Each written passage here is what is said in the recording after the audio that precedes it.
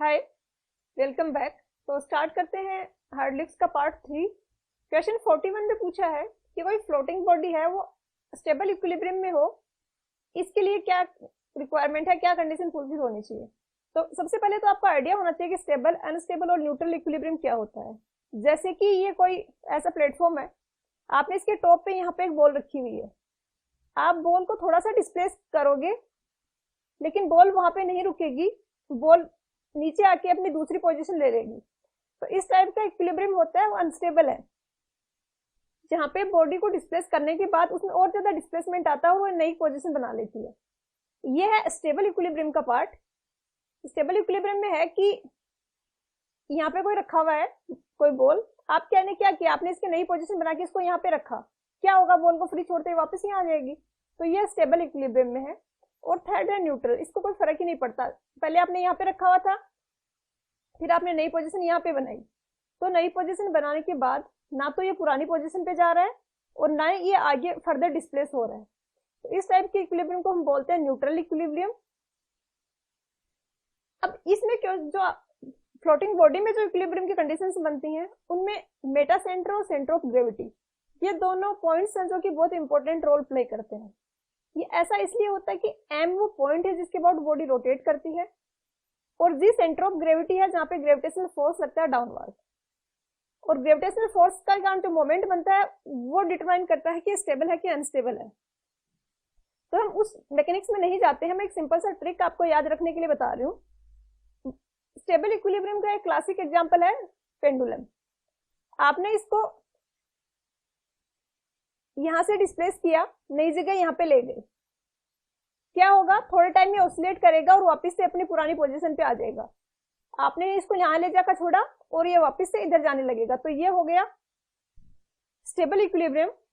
और ये यहाँ पे रोटेट होता है, किसके अबाउट होता है, इस पॉइंट के अबाउट रोटेट होता है, और इसका सेंटर ऑफ ग्रेविटी है वो ये है। तो इससे हमें पता चल रहा है कि अगर जिस पॉइंट के अबाउट रोटेट हो रहे हैं वो ऊपर हो और सेंटर ऑफ ग्रेविटी नीचे हो तो बॉडी स्टेबल इक्विलिब्रियम में होती है। आपको जस्ट विजुअलाइज करना है, पेंडुलम को पता है एम ऊपर है, जिस पॉइंट के अबाउट रोटेट कर रहा है वो पॉइंट ऊपर है, जी नीचे है, तो स्टेबल इक्विलिब्रियम में है। तो यहाँ पे क्या स्टेबल, और इसका अपोजिट अगर हुआ तो अनस्टेबल, कि जो जी है वो ऊपर है और एम है वो उससे नीचे है, तो अनस्टेबल हो गया। और दोनों अगर कोइंसाइड कर जाते हैं तो न्यूट्रल इक्विलिब्रियम बन जाता है। काफी सारे क्वेश्चन बनते हैं इससे और काफी सिंपल सा टॉपिक है। तो यहाँ पे पूछा है कि stable equilibrium if it's Meta centre is, तो क्या होगा, अबो होना चाहिए मेटा सेंटर, तो आंसर हो जाएगा ऑप्शन बी। नेक्स्ट में पूछा है कि सेंटर ऑफ बायोंसी है वो क्या है। तो पिछले लेक्चर वीडियो में भी हमने किया था डिस्कस। सेंटर बायोंसी फोर्स का एक सिंपल सा कंसेप्ट है, बहुत ही सिंपल, जिसे न्यूमेरिकल्स भी आपके हो जाएंगे, थ्योरेटिकल क्वेश्चंस भी हो जाएंगे, कि किसी भी बॉडी पे बायोन फोर्स जो लगता है वो इक्वल होता है उस बॉडी ने जितना वॉल्यूम ऑफ लिक्विड डिस्प्लेस किया उस लिक्विड के वेट के इक्वल। पहले हम लिक्विड निकाल कर वो वॉल्यूम निकालेंगे, कितना लिक्विड बॉडी ने डिस्प्लेस किया, उसका वेट जो होगा वो बायोन फोर्स के इक्वल होगा। और इसका सेंट्रोइड होगा, जो फ्लूइड डिस्प्लेस किया है उसका जो सेंट्रोइड है वहां पे जितना भी जो लिक्विड डिस्प्लेस या फ्लूइड जो डिस्प्लेस किया है बॉडी ने अपना स्पेस बनाने के लिए, उसका जो सेंट्रोइड है वो सेंटर ऑफ बायोंसी होगा। तो यहाँ पे आंसर हो जाएगा वो ऑप्शन डी हो जाएगा। नेक्स्ट क्वेश्चन है क्वेश्चन 43, जिसमें पूछा है कि एक वाटर टैंक है और वो पार्शियली फिल्ड है वाटर से, उसको हमने एक ट्रक के अंदर रखा हुआ है और ट्रक है वो हॉरिजॉन्टल एक्सेलरेशन से मूव कर रहा है, तो वाटर का लेवल होगा वो कैसा होगा। तो यहाँ पे इनिशियली जैसे कि वाटर का लेवल ये था, इसके बाद जो जो ट्रक एक्सलेट होना स्टार्ट हुआ, यहाँ पे इस साइड में वाटर लेवल राइज होने लग जाएगा, इधर की साइड में ये ट्रक की डायरेक्शन है, वेलोसिटी इस डायरेक्शन में ट्रक मूव कर रहा है, इस डायरेक्शन में हॉरिजॉन्टल एक्सेलरेशन अल्फा एक्स है। तो पहले ये थी initial water surface, free water surface, फिर धीरे धीरे इधर वाटर लेवल फॉल होने लग जाएगा और इधर वाटर लेवल राइज होने लग जाएगा। कुछ टाइम बाद एक इक्विलिब्रियम की कंडीशन बनेगी जहां पे इसका स्लोप होगा वो कांस्टेंट रहेगा और अल्फा एक्स कांस्टेंट है, तो ये जो स्लोप है कांस्टेंट रहेगा। इस स्लोप को हम इक्विलिब्रियम की कंडीशन से लगा के डिराइव करते हैं, डेरिवेशंस इंपॉर्टेंट नहीं है। कॉम्पिटिटिव एग्जाम्स के लिए आपको ये जस्ट फॉर्मूला याद रखना है, फॉर्मूला है ax अपॉन, ये ax लिख देते हैं इसको भी, ax upon g plus az। az है वो वर्टिकल एक्सेलरेशन है, तो ये ऑब्जेक्टिव टाइप एग्जाम्स में जो क्वेश्चंस आते हैं उसमें जहाँ पे हॉरिजॉन्टल एक्सेलरेशन होता है वहां पे वर्टिकल एक्सेलरेशन नहीं होता है, तो ये वाली टर्म तो मोस्टली जीरो ही हो जाती है और फॉर्मूला बच जाता है minus ax upon g। Minus sign इसलिए आ रहा है कि ये स्लोप डाउनवर्ड है। इस पॉइंट पे अगर हम स्लोप को देखें, अगर अपवर्ड होता तो पॉजिटिव आता, लेकिन ये इस तरीके से डाउनवर्ड है, तो ये थीटा है वो नेगेटिव होगा। अब इस डायग्राम से हम बता सकते हैं कि फ्रंट साइड में इतना फॉल हुआ है इसमें, ये फ्री वाटर सरफेस में, और बैक साइड जो रियर साइड है उसमें इतना राइज हुआ है। तो ऑप्शंस के हिसाब से देखें तो राइज ऑप्शंस में है rise on the front side of the tank, तो ऐसा नहीं है, सेम भी नहीं है। Falls on the back side of the tank, back side में तो राइज हो रहा है, तो डी हो जाएगा rise on the back side and falls on the front side, दोनों साइड चेंजेस होंगे, जिधर इधर जितना फॉल हुआ है उधर उतना ही राइज हुआ है, तो आंसर हो जाएगा ऑप्शन डी हो जाएगा।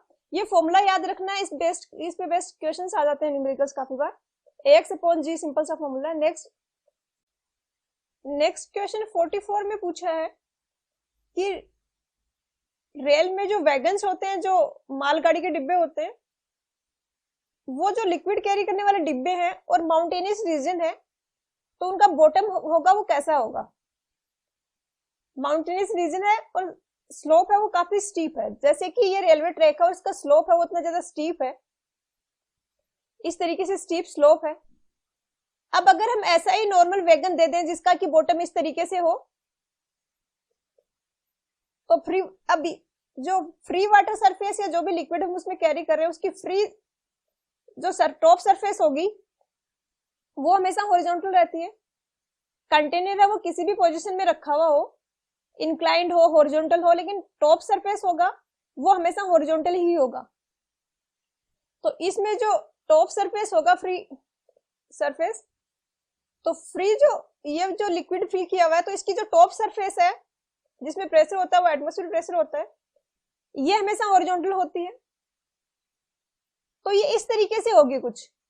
अब इस केस में स्पिलिंग के चांसेस बहुत ज्यादा हो जाते हैं, कि जैसे कि आपका एक्सेलरेशन इधर की तरफ है, एक बॉडी एक्सेलरेटिंग है, तब तो क्या होगा, फ्री जो सरफेस है वो ऐसा बनेगा कुछ। लेकिन फॉर एग्जांपल ब्रेक लगाने हैं, ब्रेक लगा रहे हैं तो एक्सेलरेशन की डायरेक्शन ही हो जाएगी ये। अब इसके नॉर्मली जो स्टैटिक कंडीशन में थी वो ये सर लेवल था, और अब लेवल होगा वो कुछ ऐसा होना चाहिए,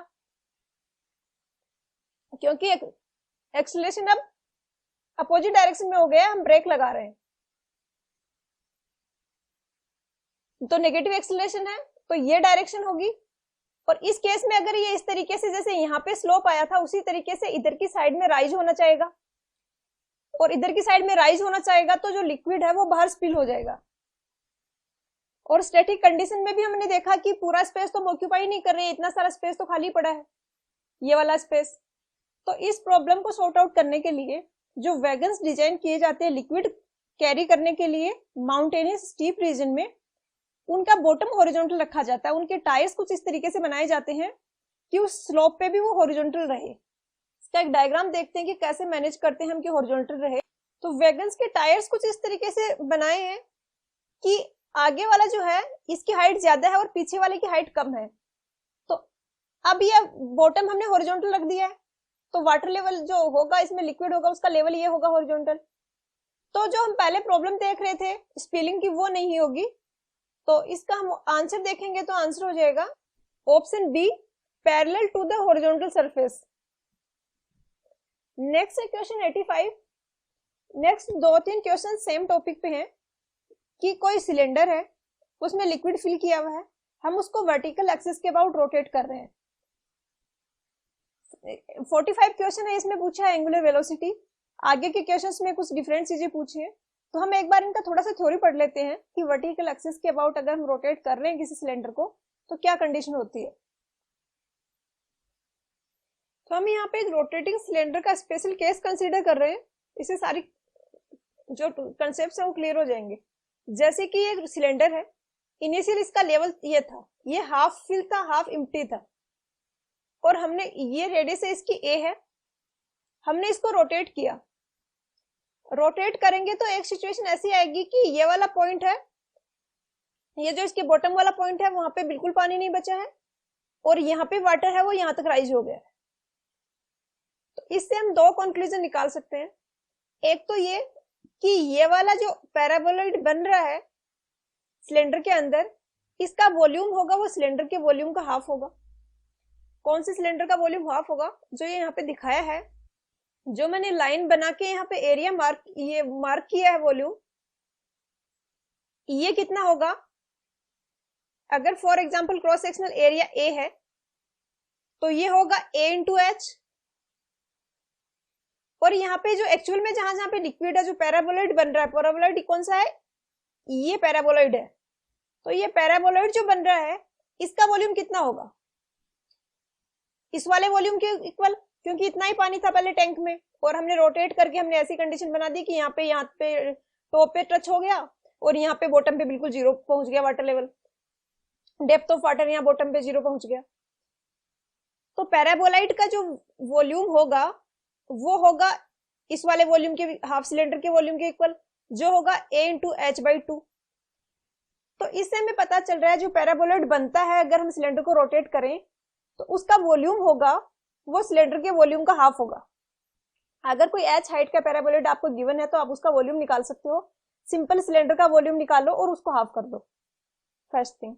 सेकंड थिंग हमें यहाँ पे पता चल रही है कि इनिशियल वाटर लेवल था वो ये था,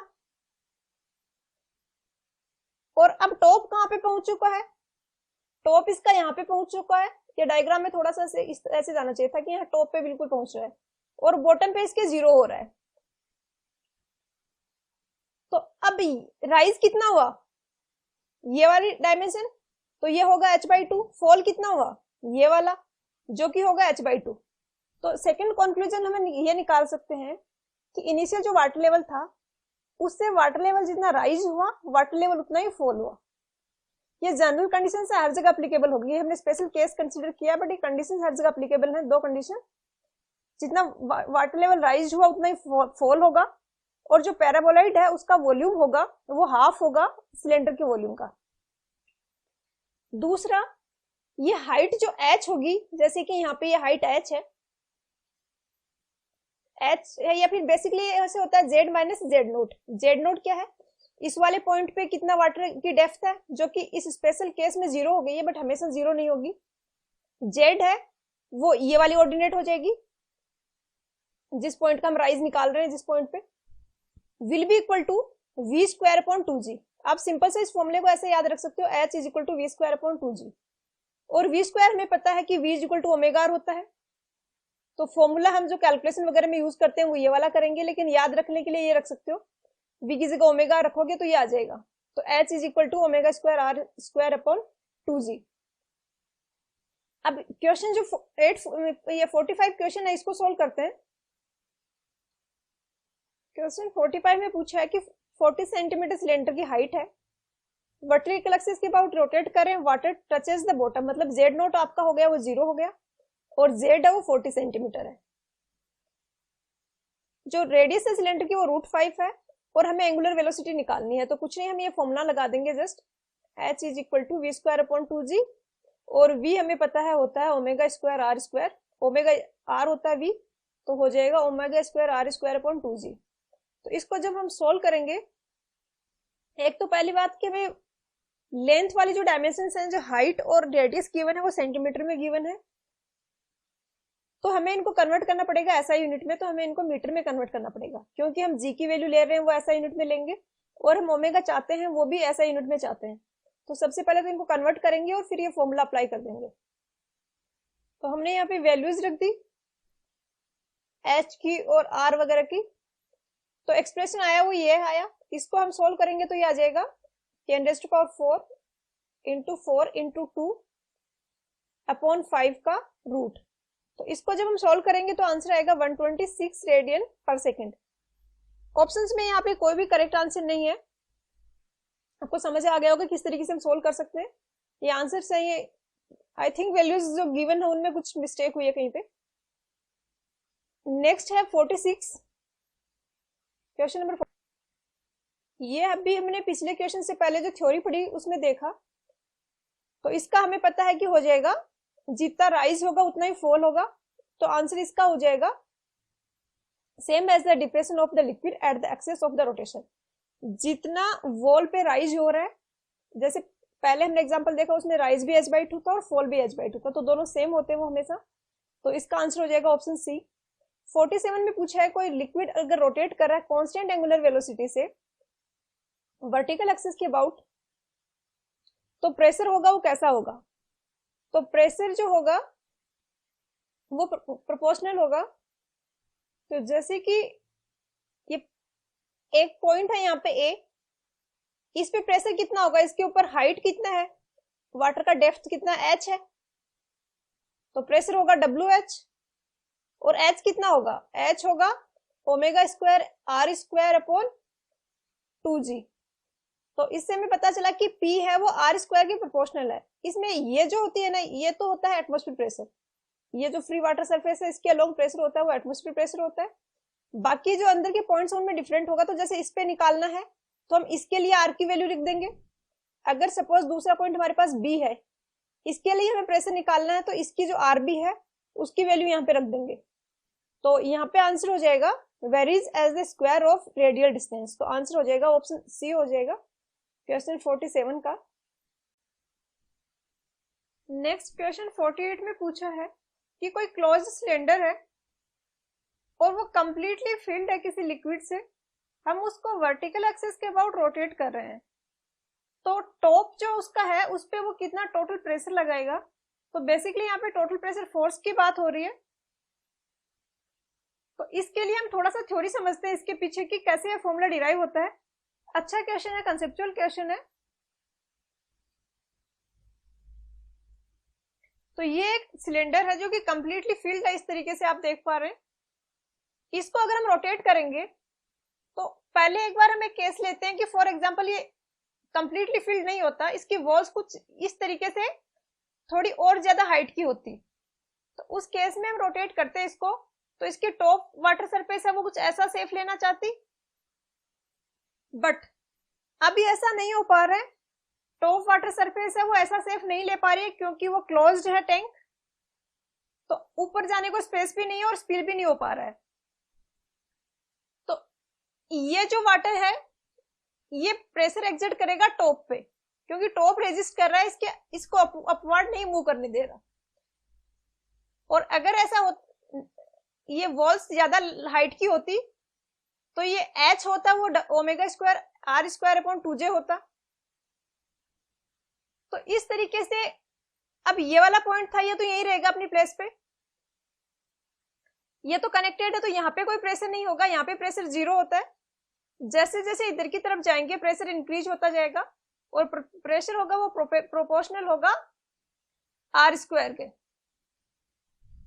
वर्टिकल एक्सिस से लेके वॉल की तरफ जाते जाते r स्क्वायर के प्रोपोर्शनल प्रेशर एक्सर्ट होगा टॉप पे।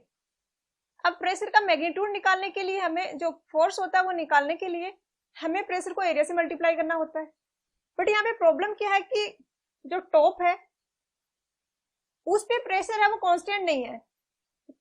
अगर प्रेशर कांस्टेंट हो तो हम सिंपली एरिया से मल्टीप्लाई कर देते हैं, बट यहाँ पे प्रेशर कांस्टेंट नहीं है। इसका टॉप होगा वो एक सर्कुलर रिंग होगा, और उस सर्कुलर रिंग में जैसे जैसे हम सेंटर से टुवार्ड्स से पेरिफेरी जाएंगे वैसे वैसे प्रेशर इंक्रीज होता रहेगा। तो यहाँ पे हमें इंटीग्रेशन की हेल्प लेनी होगी। हम एक सर्कुलर रिंग लेंगे कम विड्थ की और उसके लिए फॉर्मूला लिखेंगे। तो हमने r डिस्टेंस पे एक रिंग ली स्मॉल, जिसकी विड्थ है वो dr है। स्मॉल विड्थ की रिंग लेने का फायदा ये है कि इसके लिए हम प्रेशर को कांस्टेंट मान सकते हैं। प्रेशर है वो कांस्टेंट नहीं है, बट इस स्मॉल विड्थ dr के लिए हम प्रेशर को कांस्टेंट मान सकते हैं क्योंकि dr है वो काफी छोटा है। तो इस रिंग का एरिया होगा वो होगा 2 पाई r इंटू dr। इसको हम मल्टीप्लाई करेंगे, इस पे कितना प्रेशर लग रहा है, ये r डिस्टेंस पे है तो इस पे प्रेशर होगा वो होगा omega square r square upon 2g। ये तो आया हेड और इसको हम मल्टीप्लाई करेंगे स्पेसिफिक वेट से। तो ये स्मॉल जो रिंग है उस पे स्मॉल प्रेशर आ गया dp। हमें पूरी जो ये सर्कुलर रिंग बन रही है कंप्लीट इस पूरे एरिया पे प्रेशर निकालना है, तो हम इसके लिए सिंपली इंटीग्रेट करेंगे r is equal to 0 to r is equal to r है इसकी ये वाली रेडियस है। इंटीग्रेशन काफी सिंपल है, 2 पाई कैपिटल W बाहर आ गया, ओमेगा स्क्वायर अपॉन 2g भी बाहर आ जाएगा। इसके बाद यहां बचेगा r क्यूब dr, जिसका हम इंटीग्रेशन कर देंगे 0 से r तक। इसको सोल्व करेंगे तो 2 pi W specific weight into omega square upon 2g, r cube dr का इंटीग्रेशन करेंगे तो आएगा r raise to power 4 upon 4 और लिमिट रखेंगे तो आ जाएगा r raise to power 4 upon 4। ये आ गया। तो यहां पे हो जाएगा 2 pi W omega square upon 2g r raise to power 4 upon 4। तो अब रेडियस के पावर 4 की प्रोपोर्शनल है, टोटल प्रेशर जो है वो रेडियस की पावर 4 के प्रोपोर्शनल है। तो एक तो ये वाला क्वेश्चन हो गया। इसमें नेक्स्ट जो क्वेश्चन है वो इसी पे बेस्ड न्यूमेरिकल प्रॉब्लम है, वहां पे डिफरेंट वैल्यूज गिवन है और प्रेशर P निकालना है। तो हम सेम फॉर्मूला अप्लाई करके नेक्स्ट वाला क्वेश्चन भी सोल्व कर लेंगे।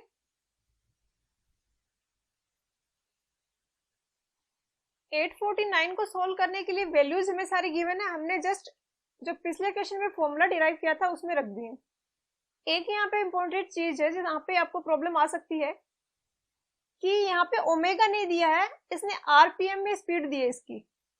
ओमेगा होता है रेडियन पर सेकंड की एक सेकंड में कितना रेडियन एंगुलर डिस्प्लेसमेंट हो रहा है। तो यहाँ पे एक रिवॉल्यूशन की अगर हम बात करें तो एक रिवॉल्यूशन में एंगुलर मूवमेंट होता है 2 पाई एंगुलर मूवमेंट इन 1 रिवॉल्यूशन। तो 100 रिवॉल्यूशन में हो जाएगा इंटू 100, इतना एंगुलर मूवमेंट हो रहा है एक मिनट में। तो एक सेकंड में कितना होगा डिवाइडेड बाई 60। तो इस तरीके से मैंने ओमेगा निकाला है। तो ओमेगा आप यहाँ पे रख दोगे, डब्ल्यू की बाकी सारी वैल्यूज रख दोगे। तो यहाँ पे आंसर, मेरा जो आंसर आ रहा है यहाँ पे वो आ रहा है 878.867 kg। बुक में आई थिंक इसने जो किया वो 954 kg गिवन है। 50 है, सिंपल सी डेफिनेशन पे बेस्ट क्वेश्चन है। स्ट्रीम लाइन ऐसी लाइन होती है जिसके अगर किसी भी पॉइंट पे हम टेंजेंट खींचे तो वो उस पॉइंट पे जो वेलोसिटी होगी पार्टिकल्स की उसको डायरेक्शन में हो। तो यहाँ पे आंसर होगा ऑप्शन डी हो जाएगा, वो इमेजिनरी लाइन जिससे कहीं पे भी कोई टेंजेंट खींचे तो वो इंडिकेट करेगी tangent direction of the velocity. Next question 51 में पूछा है स्टेडी फ्लो और 52 है यूनिफॉर्म फ्लो के रिगार्डिंग। तो एक आपने सिंपल सी चीज याद रखनी है, स्टेडी फ्लो टी आ रहा है यहाँ पे तो टाइम के रिस्पेक्ट में कांस्टेंट है, अनस्टेडी है तो टाइम के रिस्पेक्ट में वेरिएशंस है। कैसे? जैसे आप एक पर्टिकुलर पॉइंट पे फोकस कर रहे हो, इस पॉइंट पे अभी वेलोसिटी है वो 5 मीटर पर सेकंड है, आप 5 सेकंड बाद देख रहे हो वेलोसिटी 10 मीटर पर सेकंड हो रही है, तो ये अनस्टेडी है। और अगर वो 5 सेकंड बाद भी 5 मीटर पर सेकंड ही है तो ये स्टेडी का केस है। यूनिफॉर्म और नॉन यूनिफॉर्म में होता है कि एक पॉइंट आपने यहाँ पे लिया, दूसरा पॉइंट आपने यहाँ पे लिया, इस पॉइंट पे किसी पर्टिकुलर टाइम पे वेलोसिटी 5 मीटर पर सेकंड है और उस पर्टिकुलर टाइम पे यहाँ पे भी वेलोसिटी 5 मीटर पर सेकंड है, तो ये केस हो गया यूनिफॉर्म फ्लो का।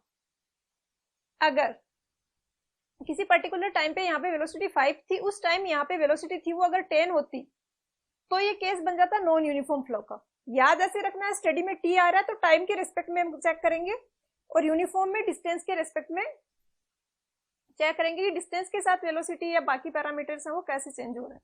तो 51 का आंसर हो जाएगा, वो हो जाएगा option B. Conditions of flow होती हैं वो चेंज नहीं होती है टाइम के साथ में, तो 51 का हो गया बी। 52 है यूनिफॉर्म फ्लो के रिगार्डिंग। 52 क्वेश्चन को समझने के लिए हम डिफरेंट टाइप के दो सेक्शंस लेते हैं। एक हमने ऐसा पाइप लिया है जिसका क्रॉस सेक्शनल एरिया वो धीरे धीरे इंक्रीज हो रहा है। फॉर एग्जांपल इसमें डिस्चार्ज है वो क्यू है, तो इस पॉइंट पे वेलोसिटी होगी वो कितनी होगी, क्यू अपॉन ए1। इस पॉइंट पे वेलोसिटी होगी Q upon A2. A1 A2 same नहीं है, क्यू तो सेम होगा, जितना डिस्चार्ज यहाँ से पास हो रहा है उतना इस पॉइंट पे पहुंचेगा। तो ए1 ए2 सेम नहीं है, इसलिए v1 और v2 भी सेम नहीं होंगे। v1 और v2 सेम नहीं है, इट मीन्स ये यूनिफॉर्म फ्लो नहीं है। तो यूनिफॉर्म फ्लो का कैसा केस बन सकता है कि हमने कोई ऐसा पाइप लिया, यहाँ पे एरिया है और यहाँ पे एरिया है वो सेम है, तो अगर इसका साइज और शेप सेम रह रहा है तो इसकी वेलोसिटी होगी और बाकी पैरामीटर्स होंगे वो भी सेम होंगे। तो यूनिफॉर्म फ्लो अकर होगा जब size and shape of the cross section in a particular length remains constant. तो इसका आंसर हो जाएगा ऑप्शन ए। नेक्स्ट 53 क्वेश्चन 53 में पूछा है कि वेलोसिटी है जो फ्लूइड पार्टिकल्स की वो वेरी कर रही है पॉइंट टू पॉइंट, मैग्नीट्यूड और डायरेक्शन में, और इंस्टेंट टू इंस्टेंट टाइम के साथ भी वेरी कर रही है और डिस्टेंस के साथ भी वेरी कर रही है। तो एग्जैक्ट इसका वर्ड होता है वो होता है अनस्टेडी नॉन यूनिफॉर्म फ्लो, लेकिन वो तो ऑप्शंस में नहीं है, तो यहाँ पे हो जाएगा टर्बुलेंट फ्लो। टर्बुलेंट फ्लो भी काफी ज्यादा अनस्टेडी फ्लो होता है, kind of unsteady flow, type of unsteady flow है टर्बुलेंट फ्लो, जिसमें बहुत ही ज्यादा वेरिएशंस हो रहे हैं वेलोसिटी की मैग्नीट्यूड और डायरेक्शन बोथ में, टाइम के साथ में भी और डिफरेंट डिफरेंट लोकेशंस पे भी। नेक्स्ट में पूछा है स्टेडी यूनिफॉर्म फ्लो कब होगा, जब एक लॉन्ग पाइप है, एक्सपैंडिंग ट्यूब है, लॉन्ग पाइप में कांस्टेंट रेट है और डिक्रीजिंग रेट है, जो क्यू है उसकी बात हो रही है, रेट का मतलब यहाँ पे क्यू की बात कर रहे हैं, और एक्सपैंडिंग ट्यूब में कांस्टेंट रेट है और इंक्रीजिंग रेट है, और लॉन्ग पाइप में इंक्रीजिंग रेट है। तो यहाँ पे दोनों कंडीशंस फुलफिल होनी चाहिए, स्टेडी भी होना चाहिए, यूनिफॉर्म भी होना चाहिए। पहले हम यूनिफॉर्म की कंडीशन देख लेते हैं। एक्सपैंडिंग ट्यूब है तो यूनिफॉर्म फ्लो नहीं पॉसिबल है। अब बचे भी तीन ऑप्शंस में से अगर Q कांस्टेंट होगा तो किसी पर्टिकुलर पॉइंट पे मेरी वेलोसिटी कांस्टेंट रहेगी। अगर Q वेरी कर रहा है कि अभी Q है, कुछ टाइम बाद Q1 हो गया, तो इसके कॉरेस्पॉन्डिंग वेलोसिटी में भी चेंज आएगा और वो स्टेडी फ्लो नहीं होगा। तो अगर Q कांस्टेंट है तो फ्लो होगा वो स्टेडी होगा। तो ऑप्शंस में देखें तो दो ऑप्शन तो कैंसिल हो गए, बचे हुए में से ऑप्शन बी होगा वो करेक्ट होगा, कांस्टेंट रेट होगी तो स्टेडी फ्लो होगा। तो आंसर हो जाएगा वो ऑप्शन बी हो जाएगा। नेक्स्ट क्वेश्चन 55 में क्या बोला है, नॉन यूनिफॉर्म और स्टेडी फ्लो। नॉन यूनिफॉर्म की कंडीशन क्या होती है, एरिया कांस्टेंट नहीं होना चाहिए, तो एक्सपांडिंग वाले ही ऑप्शंस में से होगा, तो ये भी नहीं होगा और ये भी नहीं होगा। फ्लो है वो स्टेडी है, स्टेडी है मतलब क्यू है वो टाइम के साथ कांस्टेंट है। क्यू कांस्टेंट है तो डिक्रीजिंग वाला तो नहीं होगा, कांस्टेंट वाला हो जाएगा। तो आंसर हो जाएगा वो ऑप्शन बी हो जाएगा 55 का। क्वेश्चन 56 में पूछा है कि आइडियल फ्लो होगा, किसी कोई आइडियल फ्लूइड है उसका फ्लो हो रहा है, आइडियल लिक्विड है, तो वो कौन सा लॉ फॉलो करेगा। तो आइडियल लिक्विड है तो आइडियल लिक्विड की म्यू की वैल्यू 0 हो जाएगी, तो जो भी विस्कोसिटी वाले जो टर्म ऑप्शन है वो तो सारे कैंसिल हो जाएंगे, क्योंकि यहाँ पे कुछ विस्कोसिटी है ही नहीं, तो विस्कोसिटी का लॉ होंगे वो नहीं एप्लीकेबल होंगे। तो बचा कौन सा ऑप्शन, कंटिन्यूटी इक्वेशन। नेक्स्ट है 57, कंटिन्यूटी इक्वेशन है वो क्या रिप्रेजेंट करता है, क्या एक्सप्रेस करता है।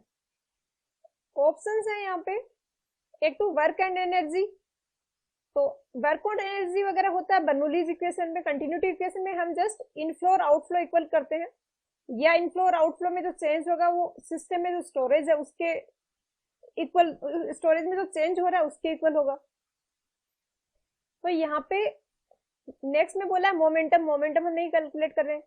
ऑप्शन सी है वो करेक्ट होगा कि मास रेट ऑफ फ्लो होगा along a stream line. Simplest form of continuity equation होता है ρ1 a1 v1 is equal to ρ2 a2 v2। तो ये क्या है, मास है, ये मास जितना फ्लो हो रहा है पर यूनिट टाइम, तो ये mass rate of flow along streamline के साथ हम डील करते हैं कंटिन्यूटी इक्वेशन में, ये फाइंड आउट करते हैं। तो 57 का आंसर हो जाएगा सी। नेक्स्ट क्वेश्चन है 58। यहाँ पे पूछा है कि इक्वेशन ऑफ कंटिन्यूटी एप्लीकेबल होगी ओनली इफ, नीचे वाली कौन सी कंडीशन है कि वो मैंडेटरी है, कि वो अगर होगा तो ही इक्वेशन ऑफ कंटिन्यूटी एप्लीकेबल होगी। तो सबसे पहले तो सबसे जनरलाइज्ड जो इक्वेशन है कंटिन्यूटी इक्वेशन वो लिखते हैं हम। तो सबसे जनरलाइज्ड जो कंटिन्यूटी इक्वेशन है वो ये है, यहाँ पे टी की टर्म भी आ रही है तो स्टडी होना रिक्वायर्ड नहीं है, रो का हम टाइम के साथ चेंज देख रहे हैं, इट मीन्स रो कांस्टेंट नहीं है, ऐसा पॉसिबल है। अगर कांस्टेंट हुआ तो इन तीनों इक्वेशंस में रो को हम डिफरेंशिएशन से बाहर ले लेंगे और यहाँ पे भी ये वाली टर्म है ये जीरो हो जाएगी। लेकिन रो नहीं है कांस्टेंट तो भी कोई प्रॉब्लम नहीं है, तो कंप्रेसिव होना भी रिक्वायर्ड नहीं है, वन डायमेंशनल होना तो बिल्कुल भी रिक्वायर्ड नहीं है। आप देख रहे हैं यहाँ पे एक्स की टर्म में आ रही है, वाई भी आ रहा है, जेड भी आ रहा है, तो 3 डायमेंशनल फ्लो में भी कंटिन्यूटी इक्वेशन हम लगा रहे हैं। वेलोसिटी बोला कि वेलोसिटी है वो यूनिफॉर्म है, तो यूनिफॉर्म तो रिक्वायर्ड नहीं है, हम इस टाइप के सेक्शंस पे भी कंटिन्यूटी इक्वेशन लगाते हैं। जो हमने पहले इक्वेशन पढ़ी थी वो इसी का जनरलाइज्ड फॉर्म था, ρ1 a1 v1 वाला जो हमने पढ़ा था वो इसी का सॉरी सिंप्लीफाइड फॉर्म था। तो जो एक्चुअल में जो इक्वेशन होती है वो ये होती है। तो इन सारी कंडीशंस में कुछ भी मैंडेटरी नहीं है कि हम ये कंडीशन फुलफिल होगी तो ही हम कंटिन्यूटी इक्वेशन लगा पाएंगे। तो एक्चुअल में इसका आंसर होना चाहिए none of the above. Bernoulli's equation में काफी सारे लिमिटेशंस हैं क्योंकि हम काफी सारे अजम्पशंस लेते हैं जब हम उसको डिराइव करते हैं, तो लेकिन कंटिन्यूटी इक्वेशन में ऐसा नहीं होता है। हम उसका अनस्टेडी होना भी कंसिडर करते हैं, नॉन यूनिफॉर्म भी कंसिडर करते हैं, 3 डायमेंशन तो लेते ही हैं, 3 डायमेंशनल इक्वेशन डिराइव करते हैं। तो यहाँ पे होगा नन ऑफ द अबव, फिर आंसर हो जाएगा ऑप्शन ई। नेक्स्ट 59 में है कि एक्सेलरेशन एफ कितना रिक्वायर्ड होगा to accelerate a rectangular tank.